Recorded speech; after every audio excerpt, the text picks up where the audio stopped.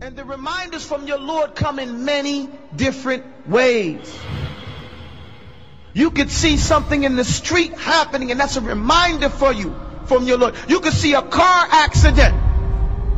You could see an old person in the street or a young person being born into the world, and that's a reminder for you. Tilka ayyamu nudawwiluha bayna an-nas. These are the days that Allah tricks them, turns them back and forth. He gives us these vicissitudes of life. One day we live, one day we die. One day we celebrate life, one day we celebrate and commemorate death or a life. And we never know when it's going to be us or someone dear to us. اقترب للناس حسابهم.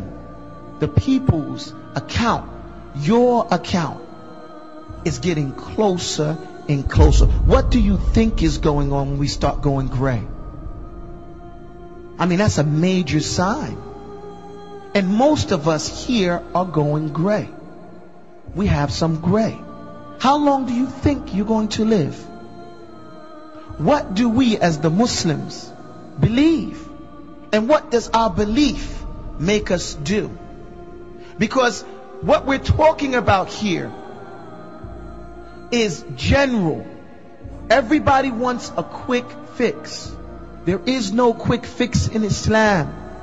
The confusion or the difficulty of Islam is in its simplicity. Lahiyatan qulubuhum. Allah gives it to us right there. Our hearts are distracted. Alhaakumut takathur. What are they distracted with? We're distracted with these petty things. TV, buildings, car, money, fame, business. Lahiyatan qulubuhum. Their hearts are filled with these things. And so this is why we're not paying attention to the details of life. This is why we'd rather clean our throat and get mad at our wives if our clothes for Juma are not ready, but not do any self-reflection to make sure our hearts are ready. Are we ready? Are we spiritually ready to make the changes, the internal changes that each and every individual has to make in order to establish Islam first and foremost in their own selves? Then it transcends to those around you. And if we would focus first and foremost on our own hearts, the filth that they pick up just by walking in the street. Let's not even say that the things that you yourself think about, the things that you pick up, like the filth you pick up from walking in the street, the music that gets in there, the hatred, the animosity, the bad taste, the guilt. And the Muslim shouldn't be guilty because we have Taubah. Allah subhanahu wa ta'ala, He always describes the mujrimoon, the criminals, as having guilt. Why do they have guilt? Because they did it. It doesn't mean that they feel remorse, but they're guilty of whatever they did. How does a person stop being guilty? He repents and he follows up a bad deed with a good one. A criminal is not considered a criminal if he's paid his debt to society. We pay our debts to Allah subhanahu wa ta'ala for violating His laws by repenting back to Allah and following up that bad deed, that bad thought with a good one.